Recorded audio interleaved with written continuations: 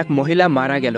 অপর এক মহিলা তাকে গোসল দিতে লাগলো। গোসল দেওয়ার সময় তার হাত যখন মৃত মহিলার উরু থেকে পৌঁছালো, তখন তার আশেপাশে থাকা কয়েকজন মহিলাকে তিনি বললেন, তোমরা কি জানো এই যে মহিলাটি মারা গেছে সে কিন্তু অন্য পুরুষদের সাথে ব্যভিচারে লিপ্ত ছিল।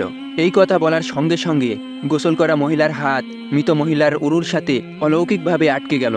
শত চেষ্টার পরেও হাত উরু থেকে আলাদা করা গেল না। এভাবে কেটে গেল 3 রাত 3 দিন। এই মহা সমস্যা দূর করার জন্য ইমাম মালিককে ডেকে নিয়ে আসা হলো। তিনি গোসল প্রদানকারী মহিলাকে জিজ্ঞেস করলেন, তুমি যে মৃত ব্যক্তির নামে মিথ্যা অপবাদ দিয়েছো, এই বিষয়ে কি 4 জন সাক্ষী দেখাতে পারবে?